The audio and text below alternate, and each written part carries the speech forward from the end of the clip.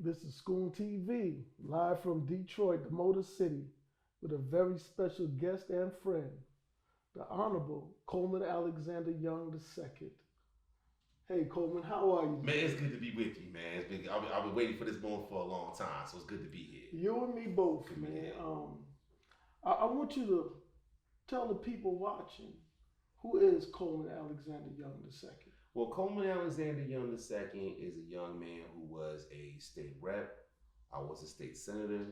Um, I was a person who was the son of the greatest man on earth, the Honorable Coleman Alexander Young, and my mother is Ann Ivory Calvert, someone who was a trendsetter in her own right, was the first African American public works director in the city of Fontana, California. She ran the garage.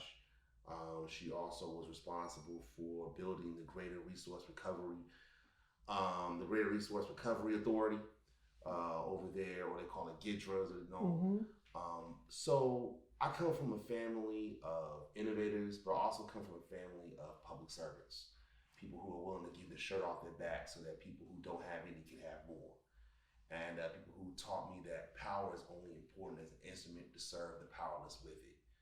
And so I just feel that's really who I am, and that's what's my guiding principle throughout my career. I think that's what led me to appropriate over $800 million to the state of Michigan and the city of Detroit from the federal government, or from my position as a state legislator. I think that's what allowed me to pass 13 laws. I think that's what allowed me to pass historic civil rights legislation, making sure that women receive paid leave when they become pregnant in both the public and private sectors. I think energy cost recovery. I think these are some of the things that really led me, those principles, that guiding, that foundation, that guiding light has led me to where I'm at now. So I think that's where I am overall in a nutshell. It's just somebody who wants to just be hope for the hopeless and a voice for the voiceless. How old were you when you was first I elected was as 23 years old. 23? 23 years old. I think I was like one of the youngest to be elected. I wasn't the youngest, but I was like up there. Right. Yeah. And what did it feel like to be 23 and being elected I felt official? like I was 10 feet tall and bulletproof. You know what I'm So, saying? Like it felt phenomenal till I like walked into the room mhm. and we were actually talking about like passing laws and passing legislation. And like when we get in there, nobody can tell me nothing. Got the wind to my back. I'm walking into that caucus room, and the first thing they started talking about was whether or not they were going to take the water department away from the citizens of Detroit, which was something that my father was just deaf against, and a lot of people were opposed. And that was like my first introduction into Lansing. It's like Teola Hunter, who was a legendary state lawmaker, really said it best. She said there's three parties in Lansing. She said there's the Democratic Party, there's the Republican Party, and there's the city of Detroit. And I found that out real quick. Okay. As at 23, were you intimidated in any way? No, I mean, I mean, at first, not really. I was more excited than anything else. You know what I'm saying? I'm just excited to get out there, eager to get out there. I had some growing pains. Mhm. Made some little mistakes and got some bumps along the way. But it was pretty good. It made me stronger. It made me better. I wasn't so much scared as I was just really excited to be there and really excited to get things done. But as I kind of learned the process and learned how things are and learned how things are going, I realized why things kind of are the way that they are in these urban communities, not just the city of Detroit, but across the country right now. And I think it's just I think that you can't have a race neutral agenda in a race specific reality. You know what I mean? And what I mean by that is I feel that a lot of times we have policies they were always sure to make sure that it was race neutral, that it wasn't something that would directly affect one group or another group. And I think that after 250 years of slavery, over 100 years of Jim Crow, drug war, convict leasing, benign neglect, I really felt that should be laws that should be more specific to not just Detroiters, but also to Black folks in this town that we really just didn't really get to that would affect them in a real way. And every time you try to do something for Detroit, it was always like there was a hesitancy, there was a resistance. You know what I mean? Some of it was more benign, but a lot of it was more clear and in your face, and some was covert, some was overt, and a lot of that just came from the race issue that we never really dealt with. You know, you're taking me in a place that I wanted to come to later, but we're gonna circle back. Okay. Right now, I'm gonna finish with what you're talking about, because the history of Detroit is such that this town has been an industrial town. Mm-hmm. Henry Ford made his name in this area. Mm-hmm. The Ford Foundation is still here. Huge. And General they created Motors. a lot of opportunities. Christ is building the plan of the street. And when you say race neutral, is it really race neutral? Because in my readings and research, when black migrants came to this town seeking jobs, they moved to the east side of Detroit, settled on Hastings over there in Black Bottom, and at some point, the interstate I-75 was built, Mm-hmm. and it displaced a lot of those places, Mm-hmm. and it killed an economic, thriving neighborhood of black businesses. Black Bottom. And not only that, from talking to people around here, I was informed that I-75 is also the beginning of the car manufacturers moving plants to the suburbs. Mm-hmm. So, and this was going on when, in the 40s? The 50s? Going on in the 40s. So first of all, like in the 40s, you had after people coming back from World War II, you had the suburbanization of America. So people were already leaving the city of Detroit at that point in time. Then in the 50s, in 1956, you had Dwight Eisenhower, who came up with the highway plan. And so they built freeways through thriving black businesses and communities all throughout the country. Detroit and Black Bottom was one of them. That was a thriving place that they built freeways through that. And so that was something that really happened. Then in the 70s, you had something called benign neglect. So we're going to solve a problem by ignoring it. And what we're going to do is we're going to take focus off of racial equity policies, and we're going to focus more on other people other than African Americans, other groups of people other than African Americans.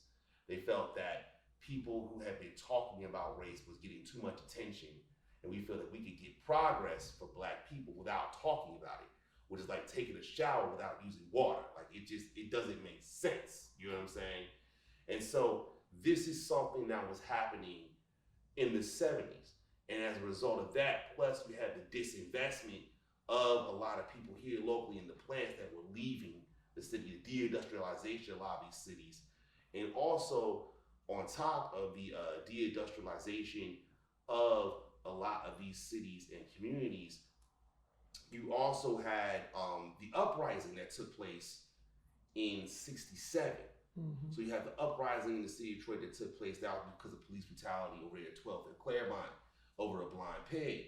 And so as a result, you had white flight that was leaving because of that. And also, I forgot to say, in the benign neglect policy, you also had something called municipal disinvestment. So you had people that were making decisions to disinvest in a lot of these communities. In the 60s, they had something called like the Office of Economic Opportunity, and they decided to, and they were at first they had the federal government that was setting up offices in these major cities to invest in their communities. They decided to pull back on that in the 70s, and then we're going to allow the local units of government to have that, but they didn't have the money to fund it. Then on top of that, in 71, you also had the war on drugs, which was targeted specifically towards people of color and African Americans particularly. So there's a guy who was in the Nixon administration. His name is John Irvin. He was like his head, one of his head, like a chief advisors. He says, we have a problem in this country. It's called the hippies and the Negroes. Now, we can't lock them up because they're hippies and Negroes. Wait, is that? You hear that? Yeah, that's your phone. Is that my phone? Just turn it off, please. Yeah.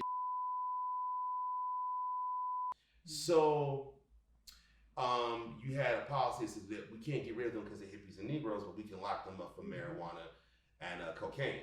So we criminalized both heavily, and we associate hippies with marijuana and black people, or Negroes as they call them, with cocaine. And that way we can surveil their meetings, we can vilify them in the nightly news, and we can lock them up. Did we know that the war on drugs was a lie? Of course we did. And so these are things that were happening in the black community at these particular times, which contribute to where we are now. Well, there's some interesting things I want to raise. Let's go back to the 40s and 50s. Why do you think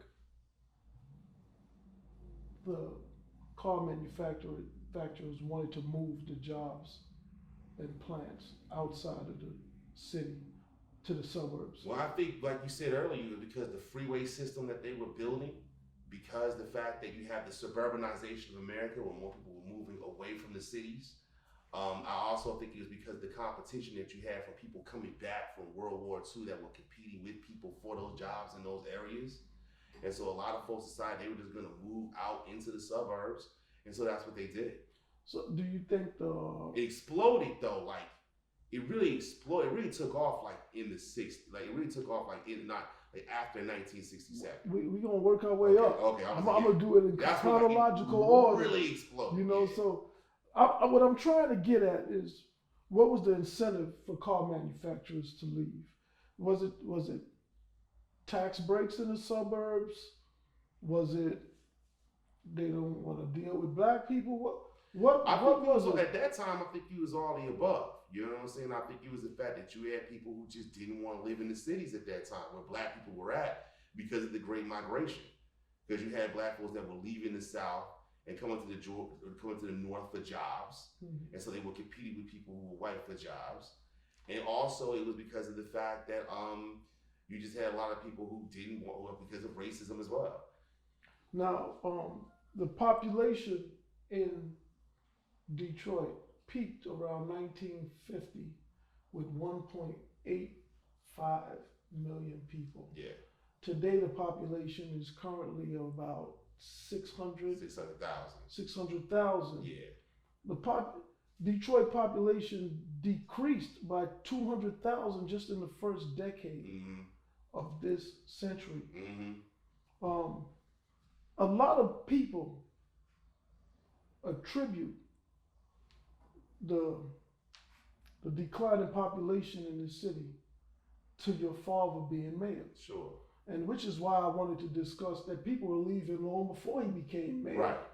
And you know, your father he got elected in 1973, correct? Right. And he was the first black mayor of this city. Absolutely. And he held that office for 5 unprecedented terms, correct? 20 years. 20 years. So 1993 was his last year. Yeah. Okay.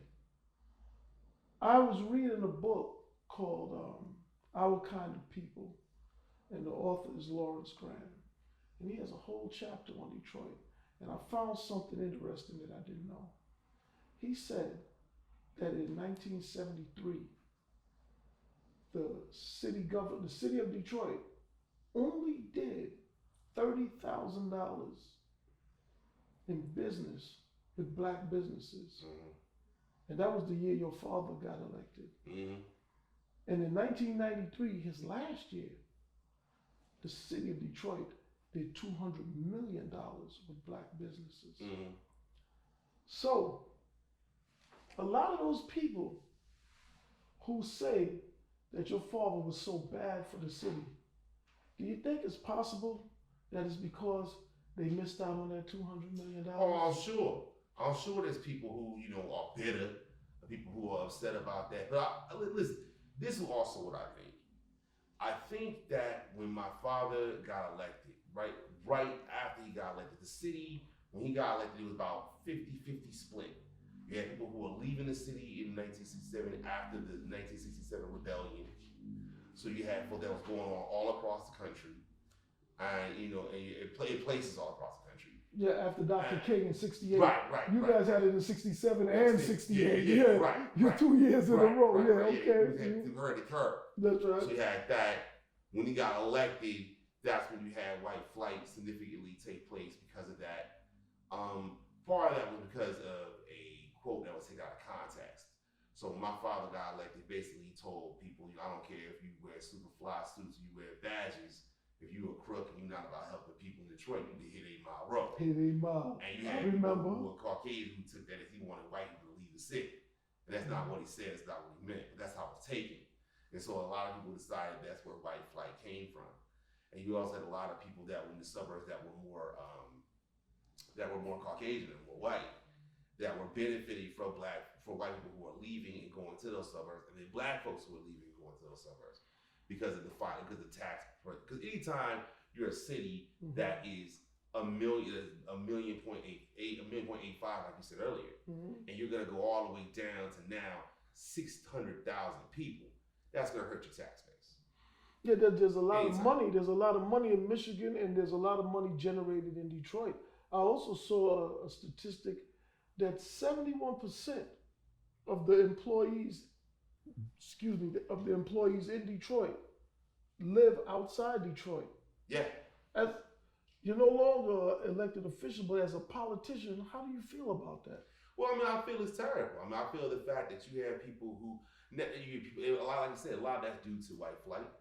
A lot of that's due to people who left the city and who live out in the suburbs. But you have a lot of jobs that are still here. You have the downtowns that are still here. You have Rock Financial. You have General Motors downtown. You have Chrysler. You have Ford. We got that Chrysler plant they're building over there. You know what I mean? So you have a lot of jobs that are still here. So people will work here, but they'll go live somewhere else. And the ingress and egress of people coming here to work and then leaving and going to the suburbs is a significant problem. Can anything be done about it? Can people be incentivized to stay in the city? Oh, absolutely. I mean, I think I think that's starting to happen now. You start to see people wanting to come back. I think for a long time, we didn't have the finances necessary to be able to provide the services that people need. So police, fire, emergency services personnel, those were things that we were lacking because of the population decline, because of the population of the tax dollars that we were losing that were leaving the city on a normal day basis. We weren't able to provide those services. And now we're starting to do that. Now we're starting to provide that we started to provide that better. Now we went through bankruptcy, so a lot of the debt that we had $14 billion of debt. They wiped 14 billion. I thought it was 18 billion. No, sorry. It was $18 billion. It's 18. We wiped that down to 7. So yeah, you're not going to really do anything with it. In most cities, they're funded through their property taxes. Okay, but Detroit makes the majority of its money from its income tax because our property taxes are so distressed. Now, part of that is naturally comes back to race as well, because they have something that Brookings calls the black tax. So you have a white neighborhood that's similar and a black neighborhood that's similar. Black people's property are $48,000 less on average nationally. So that's where that comes from, one. But also because so many people have left, we have so many dilapidated buildings. Yes, the population has declined at such an incredible rate that we have been where we are now. Basically, you have a city of 600,000 people trying to upkeep an infrastructure that's meant for 1.85 million. And that's really hard to do, you know what I mean, without making sure that you have more people. So you have to repopulate the city. I think the first thing we need to do is we need to have jobs. I think the second thing that we need to do is we also need to reach out to the kids that are here and train them up for the jobs that are available. And that's why I'm so glad that we're working with the Coleman Alexander Young II, the Coleman Alexander Young II Education Foundation, which provides education through science, technology, engineering, and math, so that these kids can have the education that they need, so that when they get these skills here, they can go work the jobs that are available downtown, and they can stay in the city of Detroit and keep that tax base here. You know, and that's a perfect segue into bringing residents into the city. Yeah. A lot of people who don't understand civics, to rebuild a city requires more than jobs. It needs a solid school system. Right. So young families would want to raise their kids here. And I'm sure that's a reason why you wanted to do the STEM. Absolutely. What's the state of Detroit's public schools right now? Well, right now we have a 75% graduation rate. We have a 20% dropout rate right now. we have 12.5% that graduated from college. I think we have 23% that go somewhere within that number. So on top of that, DPS also has, right now it's about $500 million in capital improvement debt. Just recently, they were able to, through inspections of the city, they were able to clean up some of them. They had mold. They found to have mold, found to have rats. This was on Ellen a while ago. Really unsanitary, unsafe conditions for children to be in. And because of a lot of things, one, I think the fact that we had something called the 1999 takeover, where we went from a $200 million surplus. No, we went to a $30 million surplus to a $200 million deficit. The fact that they were making $30 million wire transfers in the middle of the night. The fact that you had rampant theft that was going on and no one was really held accountable. There was an instance one time where you had a lunch lady literally stealing lunch money from children. They were talking about, stealing computers, stealing TVs. It was bad. And so I think that from that, and then on top of that, you have charter schools that will come in, and you have some good charter schools, don't get me wrong. You have the Thompson School, that's a really good charter school. You have other schools like University Prep that are really good schools. But for the most part, the charter schools are not performing any better than the public schools are. And what happens is you have a lot of these kids who want to go to these charter schools because they are just cleaner and have better, conditions. Mm-hmm. And so they go over there. They wait till after count day, after they receive their money, the charter school, and then they decide, you know what? They'll tell little John or little Jane, this isn't working out for us, and they will kick that child out the school. And then they'll send them over to the public school. And they don't have the same level of special needs children in the charter schools that they have in the public schools. So they got a tougher job in the Yes, they got tough. They got, the charters, the public schools got a tougher job. That's what I mean, yeah. The charter schools, absolutely. And so I think that has been the battle for a very long time. So I don't want to say market share because you don't want to look at kids like that. But if you look in terms of, the amount of students that are in public school, we only have 47,000 students that are in public schools right now. Most of the kids in Detroit either go to charter schools or they go to schools outside the city. Wow. Yeah. So it's not that Detroit can't be better. I'm not saying that it's not that DPS is trying, or they're not doing it. Let me just say this real quick too. So they had two things. They had Old Co and New Co, right? Old Co is where all the debt and all the bad debt and all the toxic debt, we're gonna put that. The same thing they did with General Motors, right? You know what I'm saying? When they with their restructuring plan, same thing. They bankruptcy, same thing they doing now with DPS. So we're gonna put all the debt, all the old debt that we don't want, we put in an old company, and then new company is gonna be a new company. It's gonna be clean. It's gonna be educate children and things of that nature, right? But when you have so much of your money that's going to pay off debt rather than educate kids in the classroom, you know what I mean? Because a lot of money that's supposed to go towards per pupil funding, so per child funding that they get for DPS goes to paying off debt that was borrowed from previous emergency managers that came in the door. We're gonna get around to that, right? Mm-hmm. You understand what I'm saying to you? So it's kind of hard for you to be able to educate kids when all the resources that you have is going to pay off debt. You got to forgive that debt at some point in time because a lot of it, DPS did not create itself anyway. Got you. Now, you started as a state rep. Yep. You did one term as a state rep. I did 2 terms as state rep, and I did 2 terms as state senator.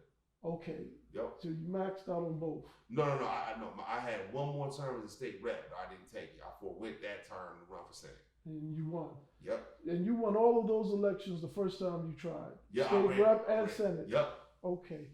Now, were you in the state rep or the senate when you tried to help the public school system in Detroit?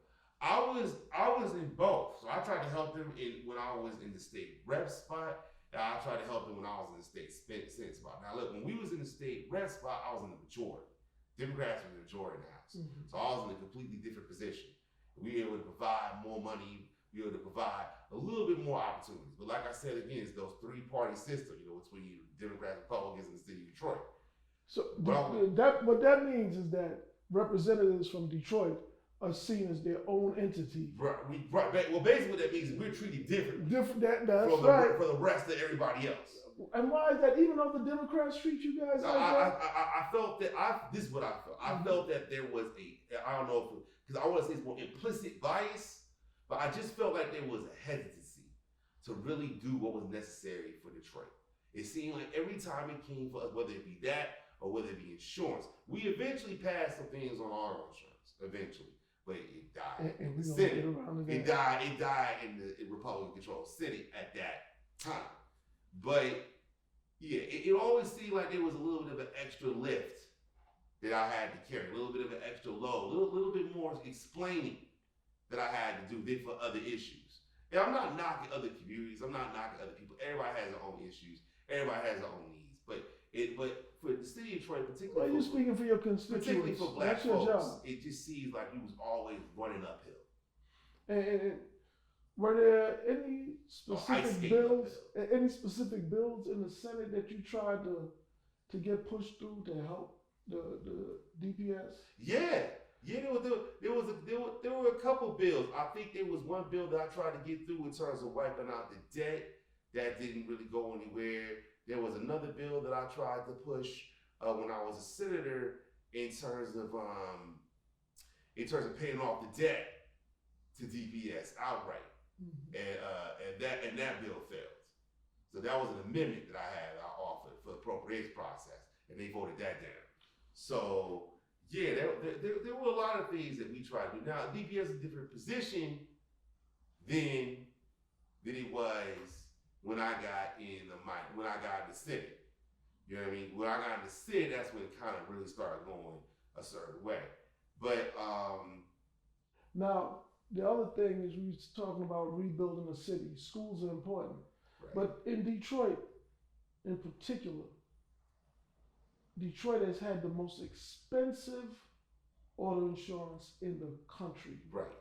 Now, you know more about this than me, but from what I gathered, it has a lot to do with PIP or PIP choice. That's right, and the insurance. Personal injury protection. That's right. It's explained to me that Detroit drivers were forced to buy an entirely new health insurance plan. Right.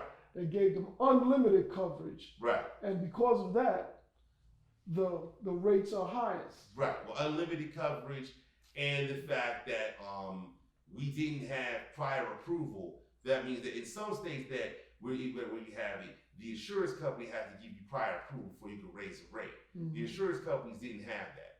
The insurance companies could also use something called your credit score. So things that have nothing to do with your driving rate, nothing to do with your driving to affect and determine your rate. Also, I feel a lot of times there were insurance companies that just flat out were denying that, from what I'm hearing, paying certain healthcare providers, if you will, in terms of the money that they need to be able to get started. They were flat out denying or flat out not paying or hesitant on paying claims that they have. But unlimited health insurance is one of those things. But we also not only had unlimited insurance, we also paid into a fund called the Michigan Catastrophic Claims Association. That's one of the things that's different compared to the rest of the country as well, that we really don't talk about, was that we had a Michigan Catastrophic Claims Association where everybody that had a license had to pay, I think it was like $185 now, somewhere around there. The people that had to pay into it, that would go up every couple years, right? And so that's what they were saying. It was because of the unlimited health care that they had to provide, and that if the insurance companies would have a cap in terms of how much you had to pay, and it would be a choice. You can still get unlimited health care, right? It's not really unlimited health care. It's just health care for as much as you need, really. It's insurance for as much as you need to get, right? So if you could get that, then you could also, if you get that, you can also go to lower coverage. So if I want to go, let's say, to like $300,000, or 200,000. I go down to 50,000. Depending on how low your coverage is, it changes your and how much rate you're supposed to set. Mm-hmm. But they were supposed to stop using zip codes. You know what I mean? And they stopped that. But now they can use a city. Now they can use other territorial areas. So it really didn't change per se. And they're saying that auto insurance rates still might be higher than it is in the suburbs. It's never going to be the same because you got more cars on the train. They were saying it was because of crime, but auto theft numbers were constantly going down every other year. Is this another example of race neutral policy? I think so. I just really think so. I think the fact that you had a whole lot of folks who were too expensive to be able to insure from their point of view, and they just decided we're going to raise these rates to this amount, and they're still talking about. I'm not saying this is something that's going to happen. There's no real evidence of that yet. We don't know, and so I would encourage people to shop around, talk to your insurance agent. If you live in the city of Detroit, to see if you can save money, to see if you can be able to get more money. But yeah, I definitely think there's a little bit more. I saw some fantastic numbers that Detroit residents were paying upwards of 2 to 3 times what the closest state rate was. We was averaging at one point in time. We were averaging I think over $5,000 a year. Yeah. On average, there was the closest state was 2,000. Yeah, I saw something. Yeah, similar. there was nothing close. I think it was $5,000 or $5,600 or something like that. So the jobs started leaving in the 40s. Yeah. But that didn't happen. The insurance didn't happen until I know, but yeah. I'm developing a timeline here to draw a bigger picture. Okay. The jobs started leaving in the 40s. You gonna draw it all out? Yeah. Okay. Yeah, because it's a lot of information, and people got short attention span. So we got to bring it all back for them. So the jobs started leaving in the 40s, and white residents started leaving in the 50s, and then there was a major riot in '67 that exacerbated the departures of white residents. Right. And then your father got elected in '73. Right. And white people started leaving more after that. Right. With the jobs leaving, and of course we can't forget the OPEC crisis of the '70s, which affected the auto industry, because now they started pushing smaller cars that were coming out of Japan and places like that. Right. Then the school crisis. So Detroit has been getting beat like a piñata. Yeah. For decade after decade. That's a good way to put it. Yeah. I mean, see, every time I hear it, it just seemed like the stepchild. One thing after another. First, like you said, in the 40s, they had more opportunities out there. You had the Federal Housing Administration that was building more houses out there, and that led to the suburbanization of America. And that's when you had some people that were leaving and going out there because they had houses that were abundant. It's going to come to be with the Roosevelt administration, the New Deal policies, and those policies were being able to help people be able to get jobs and opportunities through Work Progress Administration and things of that nature. You have veterans that are coming back home in the 40s, and then once that happened, you have people qualifying for Social Security as well. So you had people who were looking to be able to buy houses that were insured by the federal government. And so I think that's one of the reasons why you had the suburbanization of America. You had the building of the freeways in the 50s. They built through Black Bottom and other places across the country, black thriving areas. And we were able to drive from the outer cities into suburbia, and be able to live in those houses, have the white picket fence, have the 3 kids and the 2.5 dogs or whatever. You had that going on in the 50s. Then in the 60s, you had the issue of civil rights. You had the issue of Dr. Martin Luther King and Malcolm X. You had the civil rights laws that were passed in the 60s. Then you had the uprising in '67, and then you had the uprising in '68 after he passed away. You started having more white flight. You went to the '70s. You had benign neglect, and you had the drug war that took place at that same time. And so that's kind of what Detroit is going through. But what makes Detroit so different is that from the 70s, when my father got elected, you had that pocket, you had the 67 uprising, you had the 68 issue as well, and then you had my father got elected right when it was 50-50 with the population, maybe like 48-50 for white, 40% black, right on the cusp when he got elected.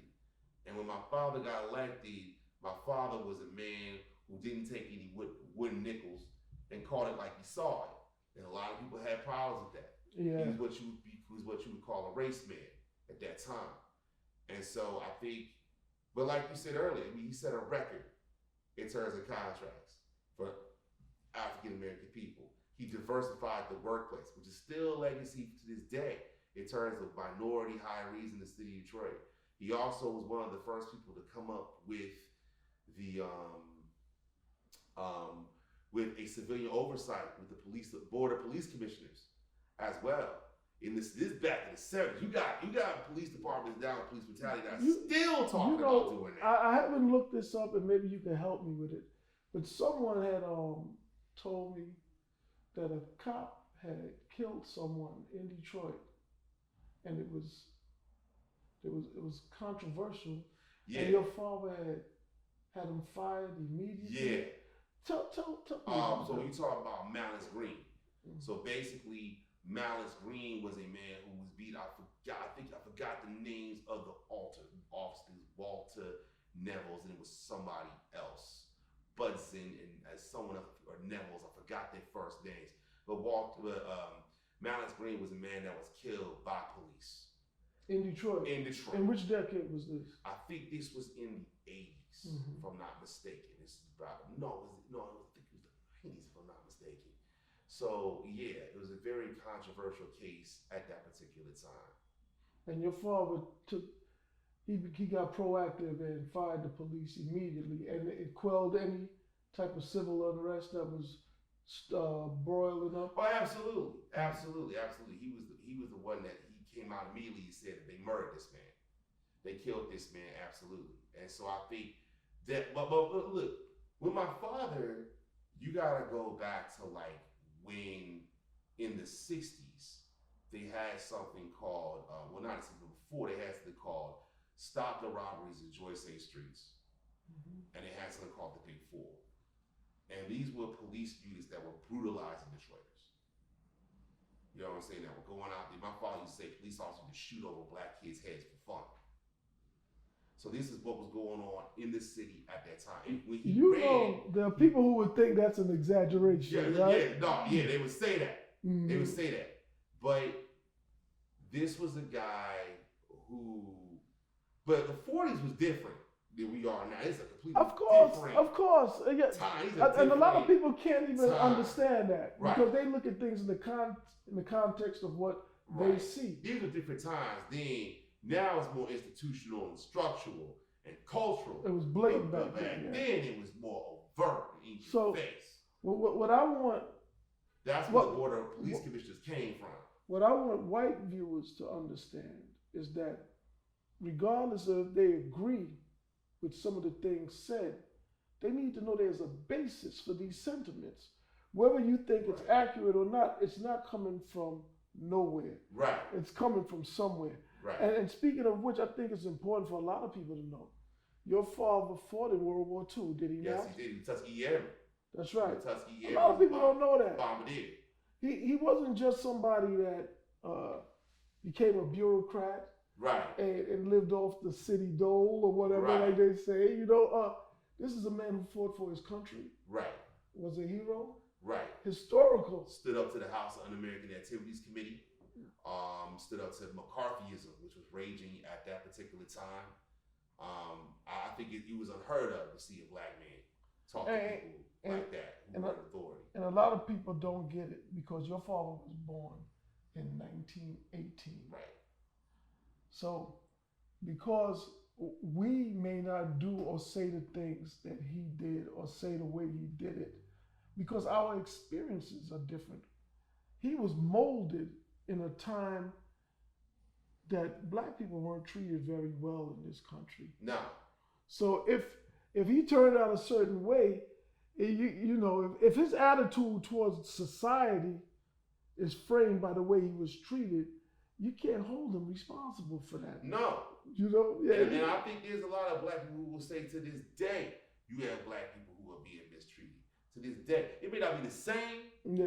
It may not be the same way. It may not be the same style or the same program.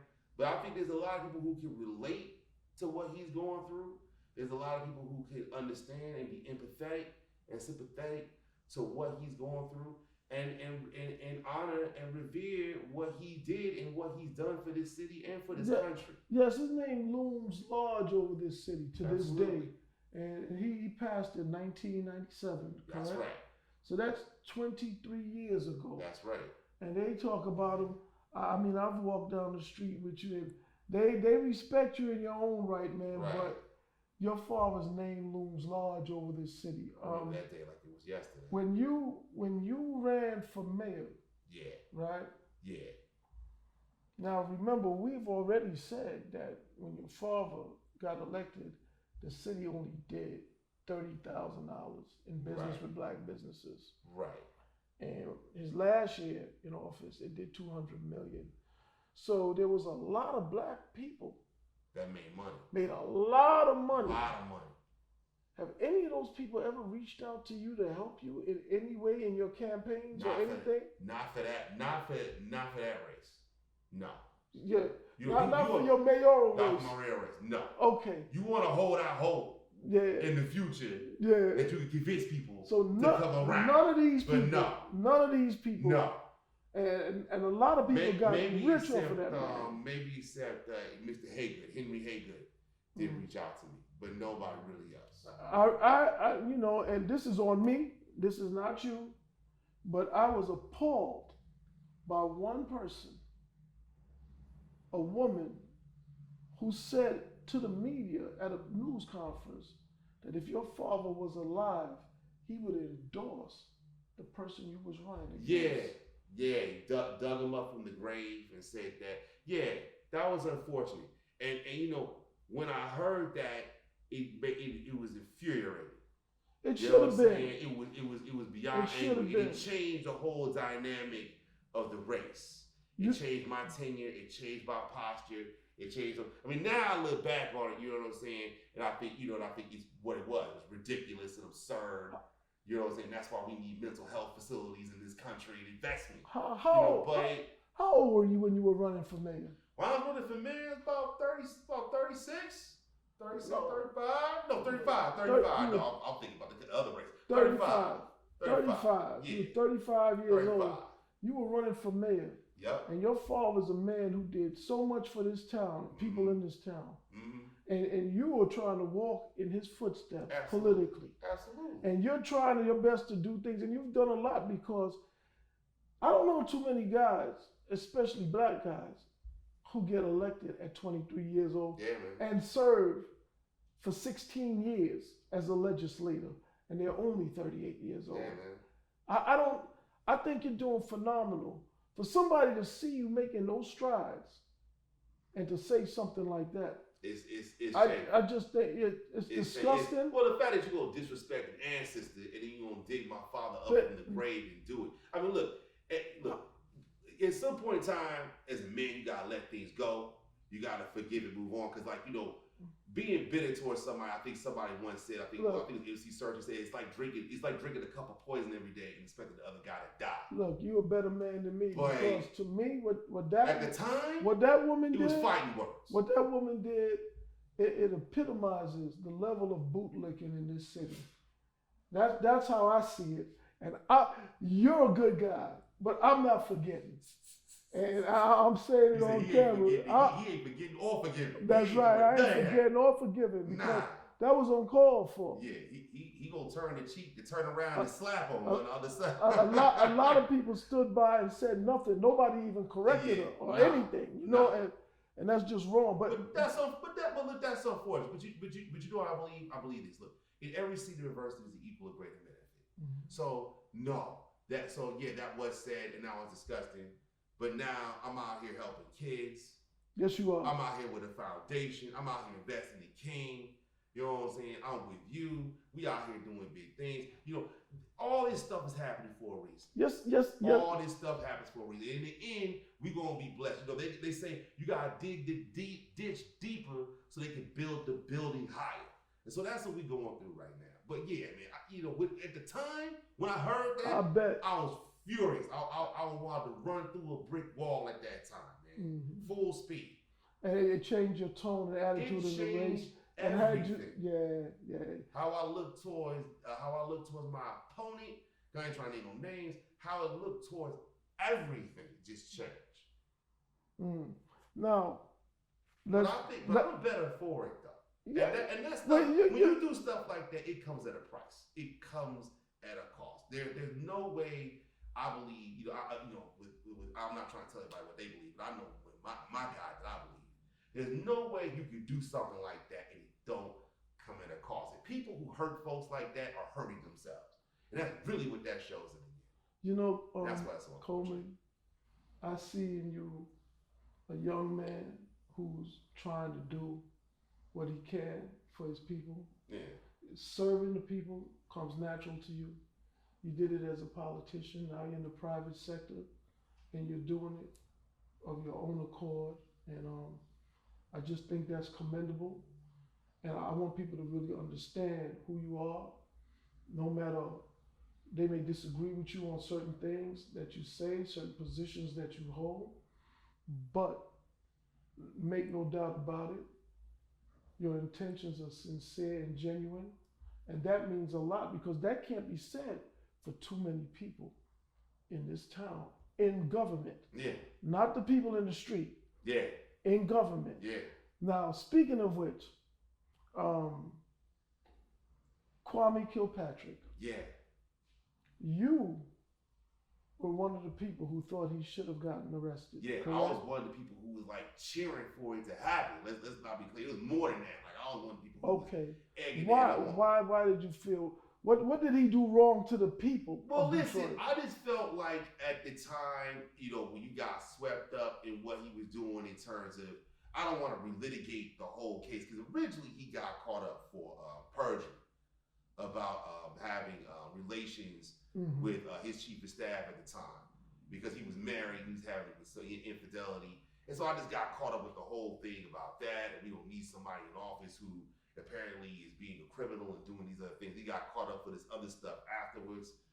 But I think whatever you agree or disagree with about Mayor Kilpatrick, 28 years is too long of a time. And I personally feel that what I did was wrong. And if I could do it all over again, I would say that his sentence should not have been that long. And I don't want to play time fair because I'm not a judge here, but I definitely think that his sentence, I definitely think he should be released. I definitely think he should be pardoned. His sentence should be commuted, or he should be pardoned, he should be let out.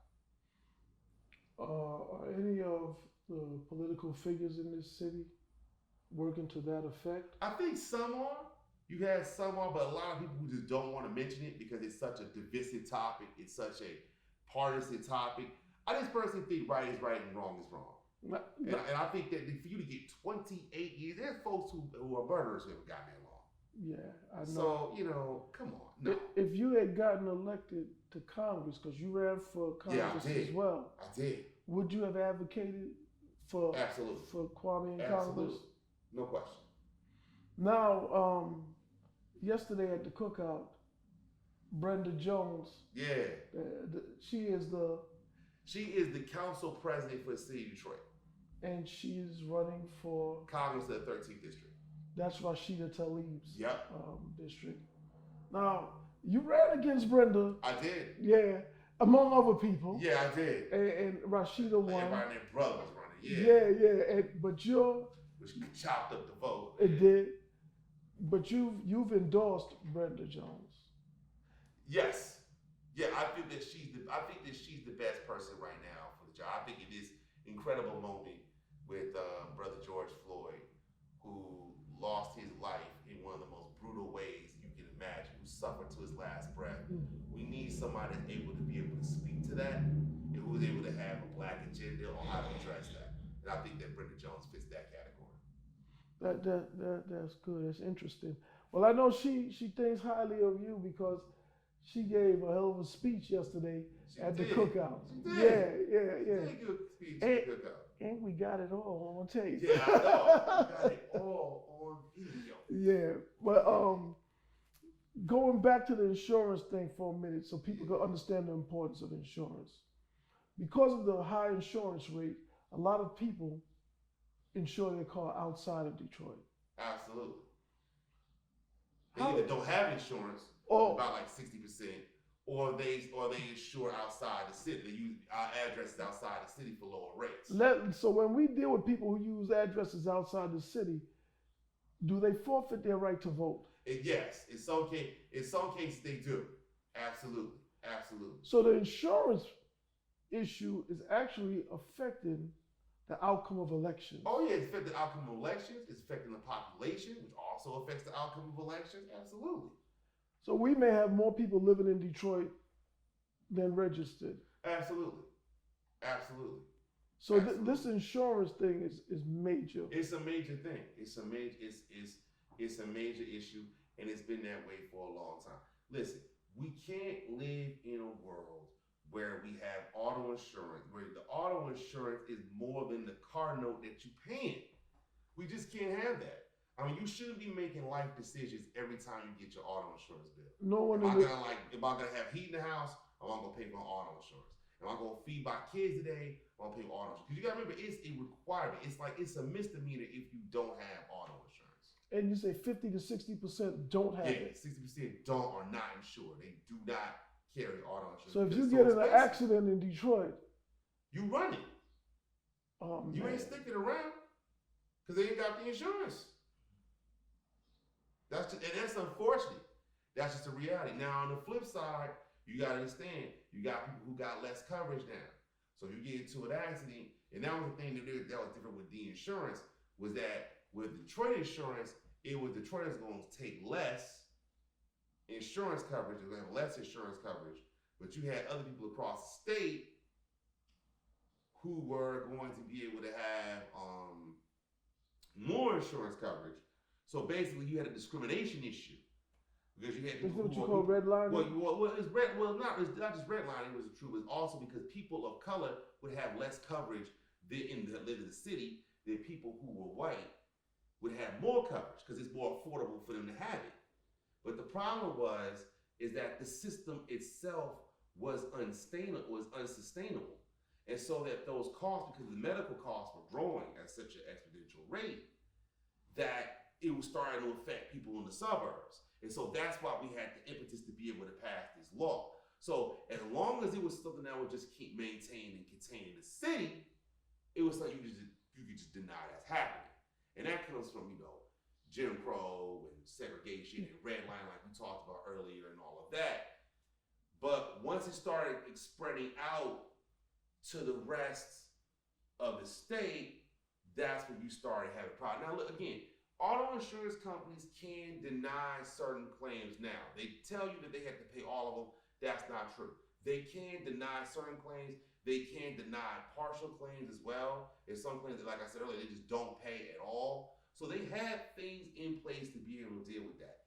You were reimbursed up to a certain percentage. I forgot what the number is now, but you were reimbursed up to a certain point with the Michigan Catastrophic Claims Association. So after you spent a certain amount of money, you got that money reimbursed back to you. Okay? So you had that you were dealing with in terms of the money reimbursement that you were receiving. The problem, though, was that we didn't have transparency on the Michigan Catastrophic Claims Association. So the Michigan Catastrophic Claims Association, that money that everybody has to pay into, that's determined by the top 5 auto insurance premium writers in the country. In the state, in the state, okay? And it's not open to the public. So you gotta pay money into a system, but you can't see where that money goes or what they do with it, or why they're raising rates in order to pay for these claims. So transparency issue. You don't have a deficiency standard, okay, that says that most of the money that we have is going to go towards actually providing the service. It's not going to go towards, new furniture or towards buildings or towards executive bonuses or go to parachutes, things of that nature. It's going to go towards actually providing insurance like they have in California. They don't have that. So these are things that we should have had happen that we just didn't at that particular time. And so I think now we have some reforms, but they've gotten ways around it. So we'll have to wait and see what happens. Hopefully people will receive savings. We'll have to wait and see. The last thing on this insurance, I noticed the cost of certain health services, such as MRIs, Right. were greatly inflated if the auto insurance had to pay for it than if your Blue Cross Blue Shield had to pay for it. Absolutely. So even though many people You had that too, and that's why we need a fraud bureau as well to be able to deal with that. That's why we need insurance. That's where I'm going because a lot of people will say that the black people in Detroit are being charged exorbitantly, not because they're black, but because they're indulging in fraudulent activity, false claims, so on and so forth. Saying it was too many of them, right? Right. I'm not going to say that's true or false. I'm going to say that if that's going on, why is no one going after the doctors? Well, I think, the doctors have a license. They have a lot to lose. If people are making false claims, this couldn't go on. Right. If the chiropractors and the doctors and the lawyers and everybody else weren't involved. But no one is targeting them, nor are we focusing on them. Well, that's what I'm saying. I think that's what the Insurance Fraud Bureau would do as well. Yeah. If you do have that. Yeah. Like you said. I hear nobody talks about that. Right. Like you said, if you do have that, I think that's what you have that for. I also introduced legislation to pass that as well. Yeah. But it didn't go through. Right. But I think and I think they have that in this case as well. I'm not sure. But yeah, but that's if that is happening, that is true. You always need more oversight. Transparency is the best sunshine. So you always need more oversight over that. You always need people being held accountable, and we didn't have that. Listen, I'm from New York. And they should be elected too, like it is in California. Look, I'm from New York. New York has no fault insurance like Michigan. Yeah. Right? Same thing. In the 90s, I don't know what's going on now, but in the 90s, you had organizations, people who would recruit drivers to have accidents. And then they would have chiropractors, doctors, everybody, and they overcharged the insurance companies. And in New York, a lot of people, because poor people, you'd entice them and they would do it. Right. But they didn't make anything compared to those doctors. And again, this is not to stereotype everybody in the city. or stereotype anyone. Right. But I know for a fact, primarily, it was Russians doing this in New York, right? And I'm not saying they're the only ones, but in New York, it was Russians. And when you hear about these cases of fraud, everyone is so comfortable just identifying the black participants, but black people aren't that high in the pecking order of anything to defraud anybody of billions of dollars. Right. We're usually low-hanging fruit. Right. In any criminal food chain. As a matter of fact, when it comes to crime, my thinking is when we get involved, it means it's time for somebody to go to jail, and it's usually going to be us. Yeah. You know what I mean? But whether you did the crime or not. But anyway, moving right along. So the pilot program, the pilot school for your STEM program is at Martin Luther King. Right. And I know you want to mention people like Mr. Fitz, and who is the principal over there? Miss Jenkins. Miss Jenkins and Mr. Fitz. Yes, those are people who have done a lot of great things with the community, done a lot of great things with the city for a very long time. And so these are people who we really felt were best right here in King, is essentially located on the east side, but also because these are the people who are really helping our teachers and really helping our kids become what they need to become. And I feel they are the best right here. And they were the first to want to collaborate with They you. were the first to welcome me in with open arms, want to collaborate. I knew them already. I had given them tributes previously. So, yeah. So we definitely want to thank Ms. Jenkins and Mr. Fitz. We want to thank Mr. Fitz. We think absolutely. Yeah, and hopefully we'll get some more. Oh, we're gonna get some more. Yeah. No doubt about it. I want to congratulate you on the first annual July 4th cookout that you had yesterday. It was good. Oh man, it was good. We went and fed the hungry. We did. Over on the east side of the homeless shelter. After that, we fed people at the park, and then we went and fed the hungry. And then today you had a very, very eye-opening 5K where people in the community were acknowledging your work. It was really good to have a little 5K. I like, the contrast between what people who are higher up in society, how they react to you, and how people on the street react to you. I think it's a good reason for them to be intimidated by you. I do. Because when you walk around, and I walk with you, I see how the people on the street react to you. Right. So those people who are in position, their numbers are small. Mm-hmm. All you need are the people behind you. Well, the power of the people is always stronger than the people in power. So. Okay, there you go. Now, one last thing, politically. Anything on the horizon for you, Coleman? I'm definitely looking at something. I'm gonna come back here and let everybody know when I'm running and when that time is. I'll give you the exclusive of when I'm doing it, how I'm doing it, no doubt. My man. Most definitely. My man. But Coleman Young, it's a pleasure interviewing you, working with you, and most importantly, knowing you. I thank you so much. My man. Thank you. Appreciate you, brother. We did it? It was flowing? Except for your phone, Coleman. Yeah. It's called the hippies and the Negroes. Now, we can't lock them up because they're hippies and Negroes. Wait, is that? You get that? Yeah, that's your phone. Is that my phone? Just turn it off, please. Yeah. Is that my phone? Oh, I'm sorry. Hold on, what is that? Hold on. All right. Yo, I'm glad you picked Tuesday for a hamburger today.